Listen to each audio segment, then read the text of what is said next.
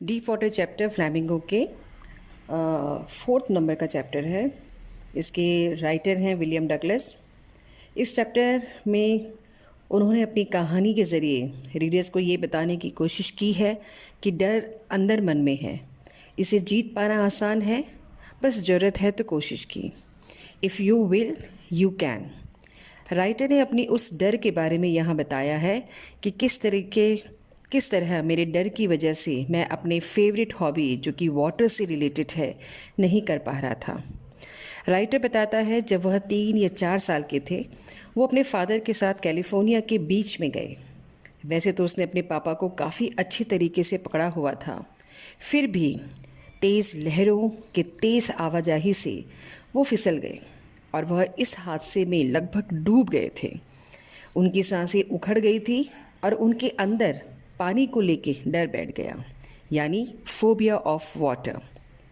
Douglas जब 10-11 वर्ष के थे तो उन्होंने तैरना यानी स्विमिंग सीखने की सोची।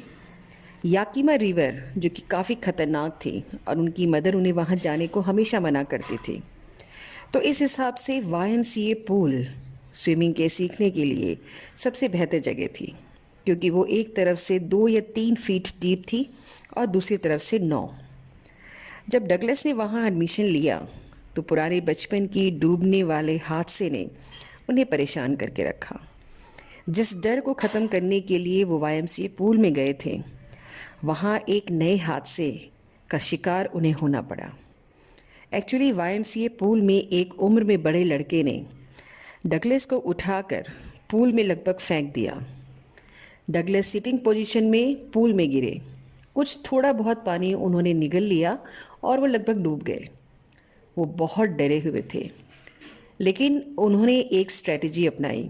उन्होंने एक प्लान किया कि जब वो नीचे यानी पूल के सरफेस में पहुंचेंगे तो अपने पाँव को जोर से हिट करके ऊपर की तरफ आएंगे और सीधे हो जाएंगे और पैडल करते करते पूल के किनारे पर पहुंच जाएंगे। हालांकि 9 फीट अब उन्हें 90 फीट लग रहा था। इससे पहले वो अपने पाँव को पूल के सरफेस पर रखते उनके लंग्स ने काम करना लगभग बंद कर दिया था। अब उनके पाँव पूल के सरफेस पे लगे या पहुँचे, उन्होंने अपनी पूरी ताकत लगाकर अपने प्लान को एग्जीक्यूट करने की कोशिश की। उन्होंने इमेजिन किया था कि वो कॉर्क की तरह हिट कर आसानी से ऊपर आ जाएंगे, लेकिन इसका उल्टा ही हुआ। वो बहुत स्लोली ऊपर आए। डगलस ने अपनी आंखें खोली, लेकिन पानी के अलावा उन्हें और कुछ नज़र नहीं आया और वो पानी भी पीला। जब वो सफोकेटेड होने लगे तो लंग्स लगभग भारी वज़न की तरह लग रहे थे और पानी उन्हें अंदर खींच रहा था। वो नीचे की तरफ जाते हुए बहुत ज़्यादा पैनिक हो रहे थे। लंग्स के बराबर काम ना करने के कारण उन्हें सिरदर्द भी महसूस हो रहा था। उनके डर को वही समझ सकता था जिसने ऐसा कभी महसूस किया हो। पूरी तरह से पैरालाइज्ड शरीर में एक धड़कता दिल यानी हार्ट उन्हें जिंदा होने का प्रमाण दे रहा था। जब डगलस तीसरी बार पानी में नीचे गए, सांस के चक्कर में पानी को निगल गए। रोशनी जब फेडेड हो रही थी, यानी अब वो वापस नीचे की ओर जा रहे थे।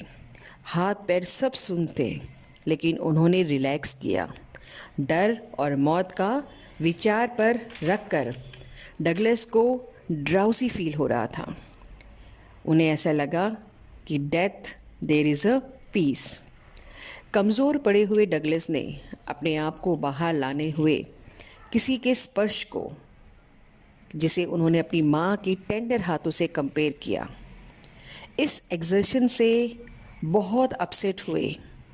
उन्हें बचा तो लिया गया, लेकिन YMCA पूल के इंसिडेंट ने उनके अंदर एक और डर बिठा दिया। इससे उनके वाटर स्पोर्ट्स का पैशन, जो कि कैनोइंग, बोटिंग, स्विमिंग, सब पानी में फिर गया। इस डर पर वापस कंट्रोल करने के लिए उन्होंने एक इंस्ट्रक्टर रखा, जिसने उन्हें लेसन देकर, जो कि 1 हफ्ते में 5 दिन और वो भी 1-1 घंटे की क्लास, जिसमें उन्होंने इनहेल, एक्सहेल, फॉरवर्ड, बैकवर्ड सभी तरह की ट्रेनिंग ली। एक वक्त आया जब इंस्ट्रक्टर ने कहा, मेरा तो हो गया, अब तुम्हारा बाकी है। यानी इंस्ट्रक्टर की ट्रेनिंग तो पूरी हुई, अब डगलस को ये बताना है कि उन्हें स्विमिंग आती है कि नहीं। क्योंकि शुरुआत में डगलस को वो अपने साथ एक रस्सी के थ्रू बांधते, जिससे उनका अगर वो डूबने वाले भी हों तो वो उन्हें पकड़ लेते। उन्हें लगभग 3 महीने का समय लगा। इंस्ट्रक्टर के सिखाने के बाद डगलस अपने आप को टेस्ट किया, लेकिन डर फिर उन्हें घेर लेता। उन्हें इस पर काबू करने के लिए अपने आप को काफ़ी सारे पानी के स्रोतों में टेस्ट किया। वो लेक वेंटफोर्थ भी गए और वहाँ पे 2 माइल्स तक उन्होंने लेक को क्रॉस किया। लेकिन लेक के बीच में जैसे गए तो उन्हें फिर वही पानी का डर वापस आने लगा।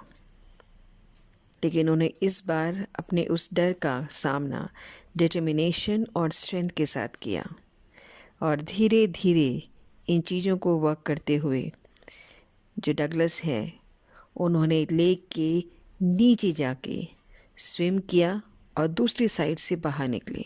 और इसी प्रकार डगलस ने अपना जो फियर ऑफ वाटर है उसको कंट्रोल किया। राइटर यहाँ बताने की कोशिश कर रहा है कि एक्सपीरियंस हमारा कैसा भी हो, कोई चीज़ हमें बहुत ज़्यादा लंबे समय तक परेशान करती हो, हमें उस पर तरीके से काम करना चाहिए।